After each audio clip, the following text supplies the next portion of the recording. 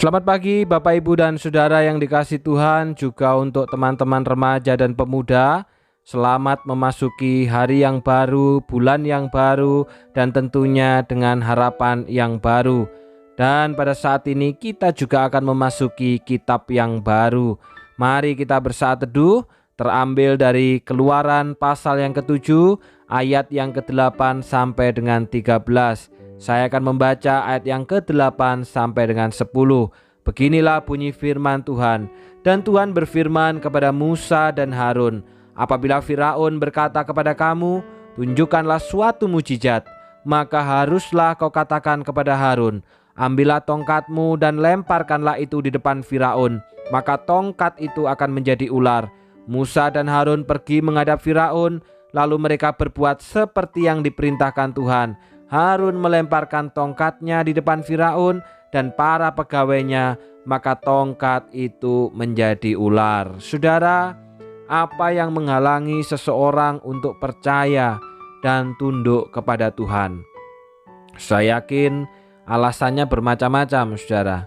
Ada orang yang menolak untuk percaya Tuhan karena pikirannya yang rasional, yang hanya mau percaya dan menerima sesuatu yang bisa diterima oleh akal.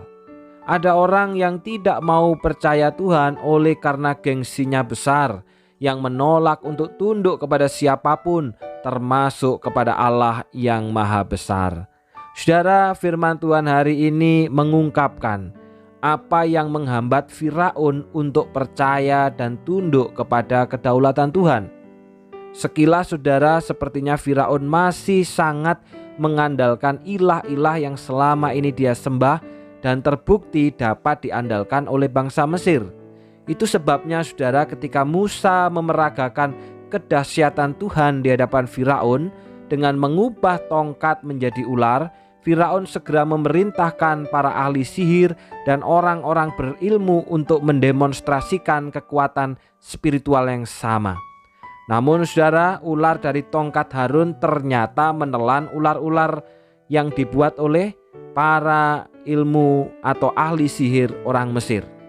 Terbukti saudara, bahwa Allah Israel lebih berkuasa daripada ilah-ilah yang disembah oleh orang Mesir. Walaupun demikian, walaupun Firaun menyaksikan dan mengalami sendiri mukjizat, bagaimana Allah Israel lebih dahsyat daripada ilah-ilah orang Mesir, namun dikatakan dalam Keluaran 7 ayat 13, hati Firaun berkeras. Apa artinya saudara? Hati Firaun berkeras? Ayat yang selanjutnya dikatakan hati Firaun berkeras sehingga tidak mau mendengarkan mereka keduanya, seperti yang telah difirmankan Tuhan.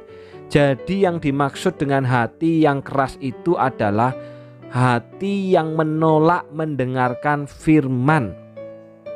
Itu artinya hati yang keras. Firaun hatinya keras karena Firaun menolak mendengarkan firman yang disampaikan oleh Musa dan Harun, saudara.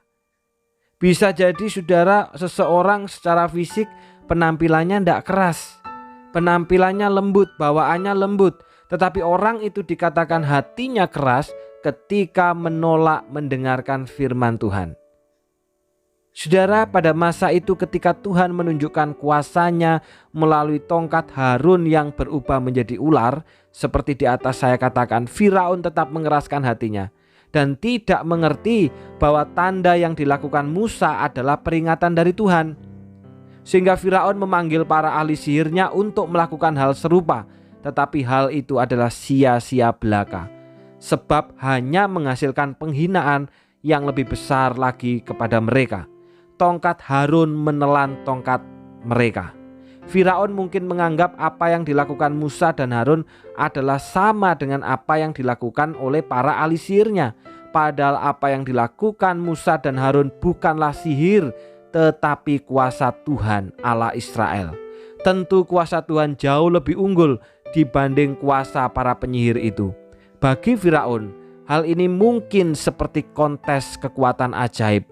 Padahal sesungguhnya mujizat ini adalah konfirmasi ilahi terhadap hambanya dan juga menunjukkan kedaulatan Allah atas segala sesuatu. Saudara, melalui peristiwa ini menunjukkan impotensi sihir dari orang-orang Mesir. Karena ketika mereka berada di hadapan kuasa Tuhan, mereka tidak berdaya.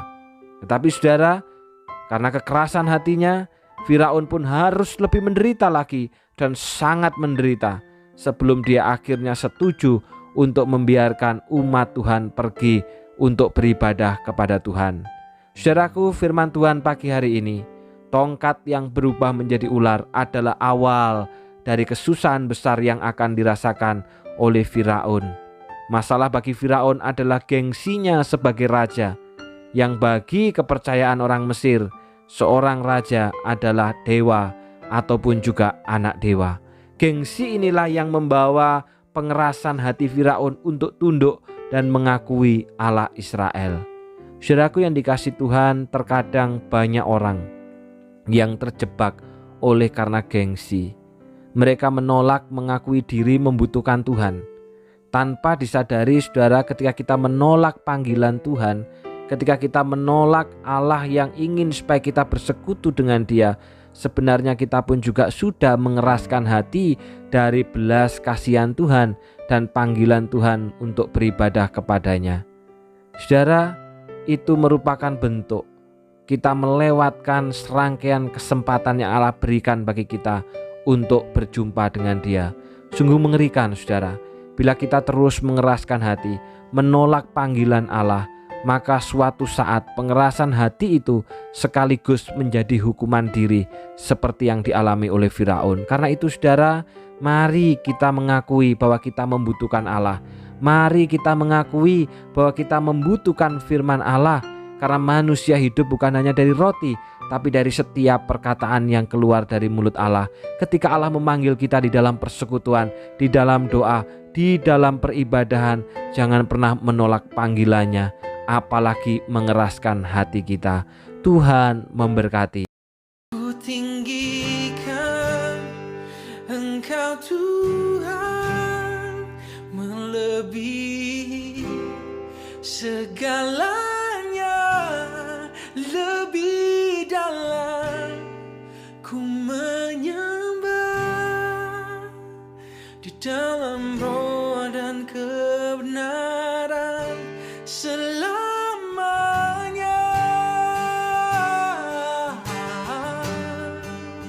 Mari kita berdoa.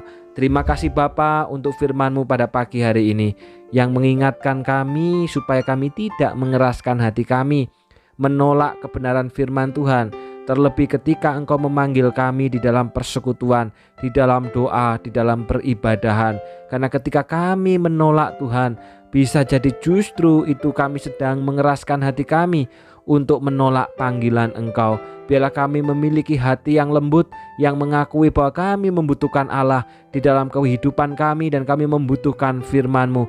Karena manusia hidup bukan hanya dari roti, tapi dari setiap perkataan yang keluar dari mulut Allah. Berdoa ya Bapa secara khusus untuk peneguhan majelis periode 2021-2023 yang tetap akan diadakan pada Minggu 4 Juli 2021 dan hanya dihadiri oleh 14 orang, baik itu majelis lama, majelis baru, ataupun juga bersama dengan tim multimedia. Semuanya ini adalah sebagai bentuk kami menjaga protokol kesehatan.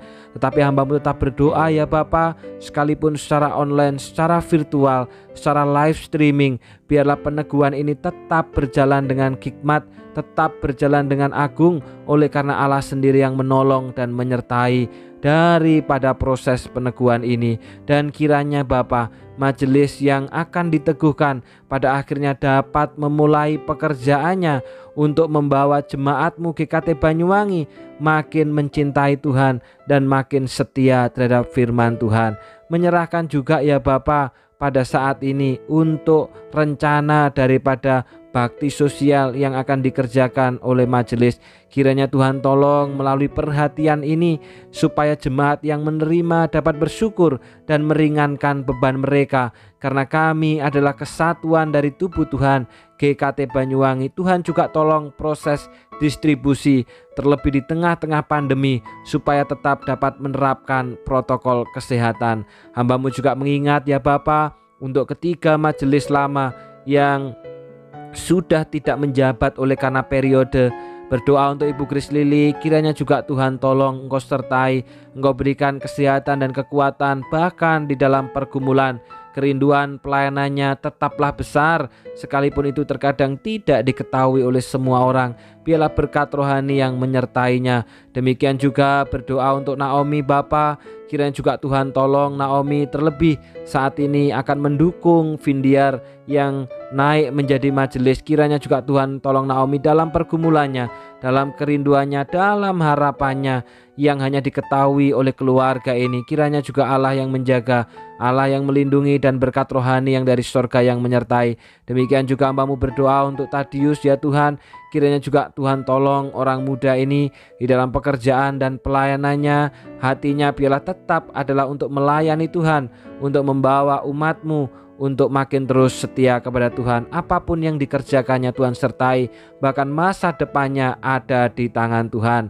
Mengingat pula Tuhan pada saat pagi hari ini untuk Ibu Iliana Kristanti yang berulang tahun, tepat yang ke-69. Oh Tuhan, terima kasih untuk kemurahan dan kebaikan Tuhan. Biarlah kiranya Tuhan terus memberikan kesehatan, kekuatan kepada Ibu Iliana Kristanti, bahkan terlebih daripada itu kesetiaan juga, baik di dalam ibadah umum secara online maupun juga di tengah-tengah komisi usia bahagia. Biarlah kiranya warisan iman itu yang diwariskan kepada anak, kepada cucu, kepada menantu, dan kepada seluruh anggota keluarga besarnya, kesetiaannya yang nyata dalam kehidupan sehari-hari. Kiranya berkat rohani yang dari surga menyertai Ibu Iliana Kristanti di tengah-tengah segala pergumulan yang ada. Kami seluruh jemaat yang sudah bersaat teduh, biarlah kami terus mengalami pertumbuhan rohani. Di dalam nama Tuhan Yesus kami sudah berdoa. Amin. Selamat ulang tahun untuk Ibu Iliana Kristanti. Kiranya berkat rohani yang dari surga terus menyertai AI Ilien sekeluarga. Saat teduh kita pada pagi hari ini telah selesai. Selamat pagi dan Tuhan memberkati.